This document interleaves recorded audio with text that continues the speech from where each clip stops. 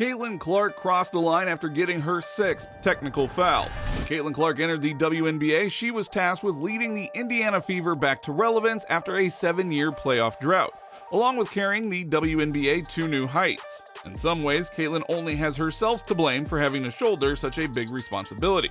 Her elite play in college sparked a rapid increase in the popularity of women's basketball, and now she has to keep that going. Since then, she has broken record after record and clearly established herself as the future of women's basketball. However, there have been plenty of lows among the highs. Specifically, her inability to control her emotions has her dangerous treading the line between fair play and suspension. By the end of this video, you will see why Caitlin needs to control her emotions better going forward. The Indiana Fever is one step away from entering the WNBA playoffs for the first time in 7 years. However, all of that hard work might be quickly undone if Caitlin is unable to play to her abilities due to her temper. Caitlin will be the first one to tell you that she is not perfect. She famously started her WNBA career setting an unflattering record.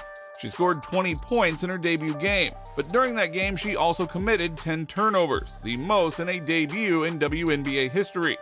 The losses also piled up pretty quickly.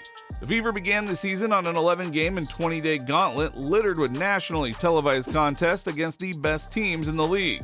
A 2-9 start when Clark had 1 double-double, 3 single-digit scoring games, and more turnovers than rebounds. She also dealt with other players targeting her on and off the court. This quickly led to a sour relationship between her and the officials as she felt she was being treated unfairly.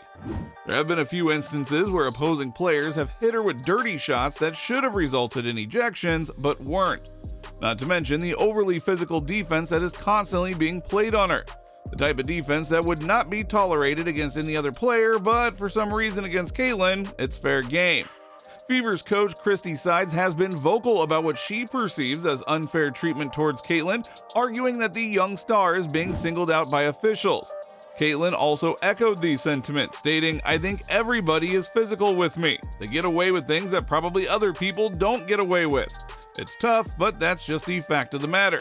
But two things can be true at the same time. Maybe she isn't getting the whistle that she deserves, but at the same time it is her anger and emotional outbursts that are getting her into trouble. Now she finds herself in an awkward position.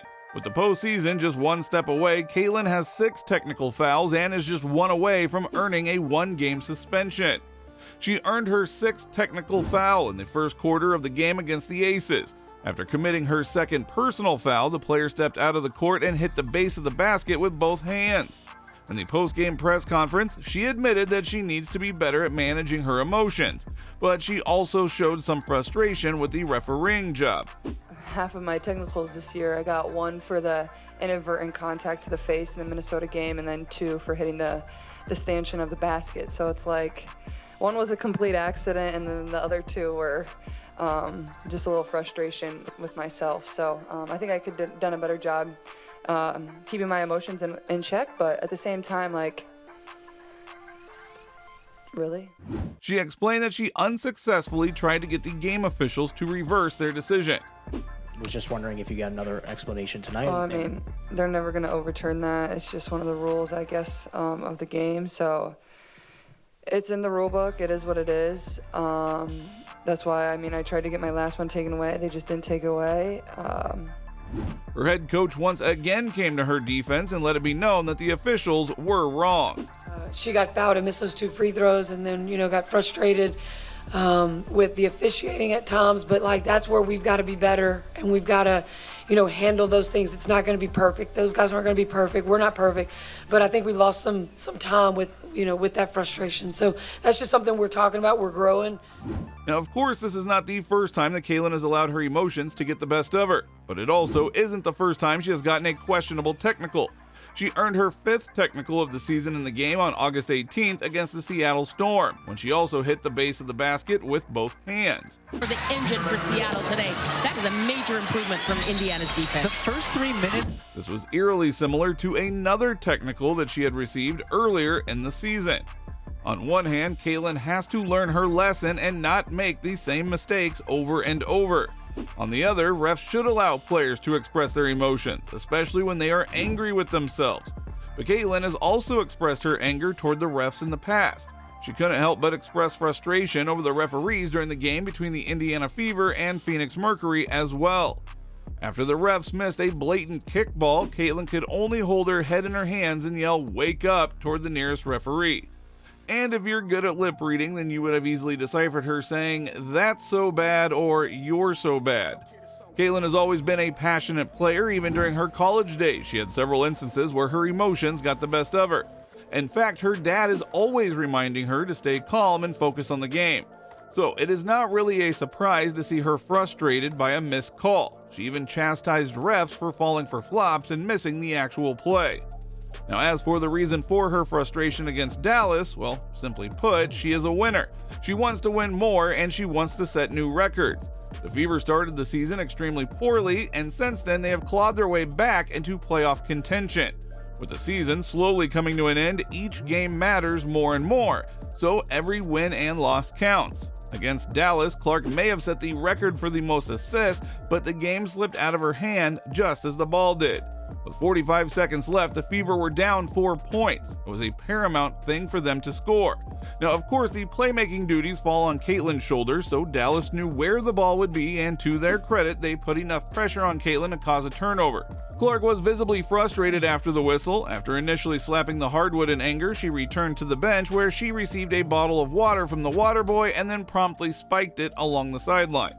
Now, one reason why Caitlin has been angry at the officials is because she gets technicals for the smallest of things. Meanwhile, players have gotten away with doing way worse just to her. She had a nasty run-in with Kennedy Carter, who took a cheap shot at Caitlin when she wasn't looking. Kennedy Carter seemingly shoulder tackled her for no good reason.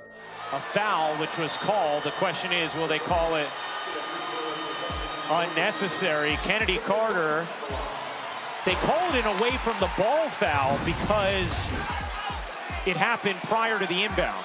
So then anybody can shoot the free throw. Angel Reese also had a nasty incident with Caitlin in one of their games. Reese was coming from behind while teammate Isabel Harrison was also going for the ball. The former LSU star seemed to attempt a block but hit Clark's head instead. Officials originally called it a personal foul, and then after a review they upgraded it to a flagrant 1. Now, this type of thing does happen a lot in basketball because it is a physical sport. However, with it being Caitlin, many believe that Angel crossed the line and purposely struck her. Reese, on the other hand, believes that she did nothing wrong. Can you kind of, from the flagrant, did you feel like that? The basketball play. Yeah. Do you feel like that was the appropriate call or?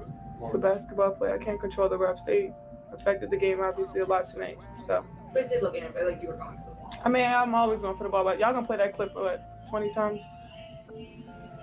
before Monday. In her post-game interview, you could tell that she was frustrated by the way the media portrayed Caitlin. And then on top of that, she really had an issue with the referees who seemed to be favoring Caitlin. In reality, it has been the opposite. She also had to tolerate another dirty hit from DeShields. With 3 minutes 52 seconds left on the clock in the fourth quarter and the Fever holding a 96-71 advantage, Caitlin got a pass off a steal from Aaliyah Boston. As she took off for the fast break, DeShields went after her, lowered her shoulder, and cracked Caitlin. Here's Clark. For 29 points, gets tripped up.